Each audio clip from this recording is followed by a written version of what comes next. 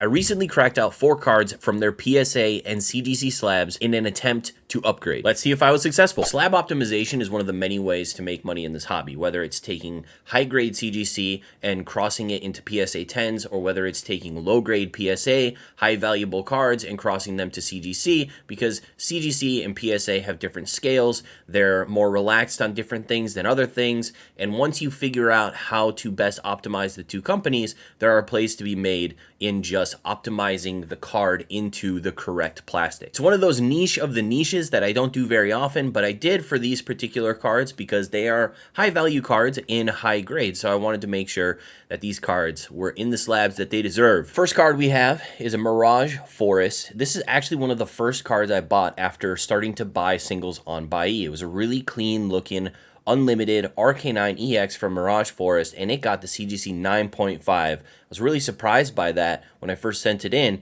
and I thought, if it got a 9.5 at CGC, maybe it could pull the 10 at PSA.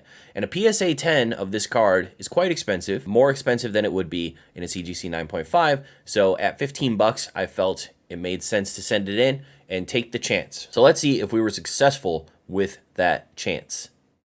Yes, dude. All right, we got the PSA 10 of the RK9 EX from Mirage Forest. They have brought back the EXs. Personally, I like this look a little bit more. I like the Galaxy holo foil on the silver borders. It just looks really, really nice. And this RK9 is just beautiful. PSA 10, baby. Let's go. Next one up is this Gyarados from Bandit Ring. This Gyarados is really cool because it's reminiscent of the Shining Gyarados. You got Gyarados coming out of the water. You got the fisherman in the boat acting all freaked out. Very reminiscent of that iconic card from the Shining series. And it's just really, really nice. It's a nice little full art from the X and Y era. And actually, in high grade and PSA 10s, these go for quite a lot. I think they're pretty difficult to grade because they have those really easy to scratch borders, and it's a holofoil all across the card. And we know with holofoil all across the card, some of those cards can be really tough to grade. So we've got the Gyarados from Bandit Ring. It was a CGC 9.5. Let's see if we could pull the PSA 10. Let's go. We got the PSA 10. Absolutely beautiful card. I love Gyarados, super popular Pokemon, and it pulled the PSA 10. So 2 for 2 on our upgrades so far. We've got 2 cards left.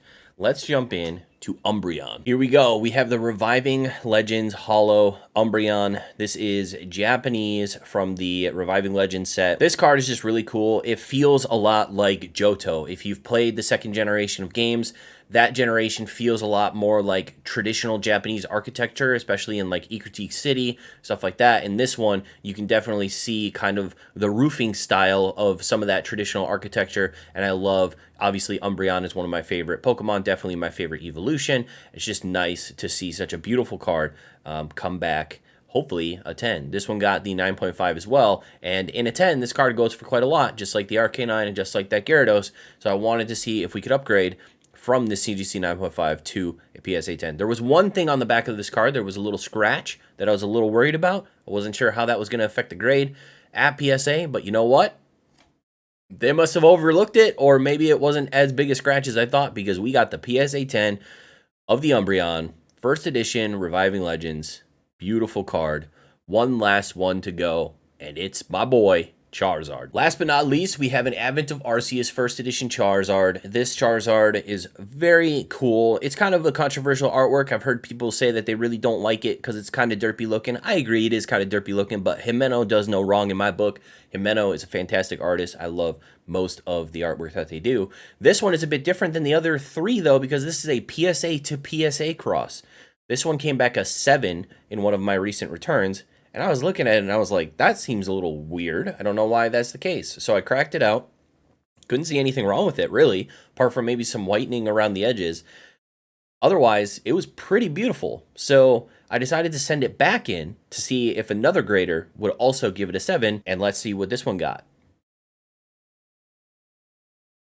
It got a 9. So I did nothing to the card after cracking it. I literally just put it in a card saver and resent it, and it went from a 7 to a 9. 2 full grades. This just shows how loosey-goosey their grading standards are, because if one grader would give this card a 7 for some reason and the other a 9, 2 full grades, you can tell that they're not necessarily as strict as you would think in whatever guidelines they've put together for grading cards. So Definitely, there can be some opportunities here. If you think a card is really, really clean and you crack it out and you don't see anything wrong with it, no deep scratches, no dents, no anything, and it looks real good, you might be able to just send it right back to the same company and get yourself a higher grade. That's exactly what I did here. If you guys like this video, make sure to hit the like and subscribe button, and there is a join button down below. If you want to support me somewhat now financially, I have memberships. There are membership tiers from $1.99, $4.99, and $9.99. There are different incentives and things that I have to do on stream if you choose a $4.99 or $9.99, so make sure to let me know if you subscribe at a higher tier,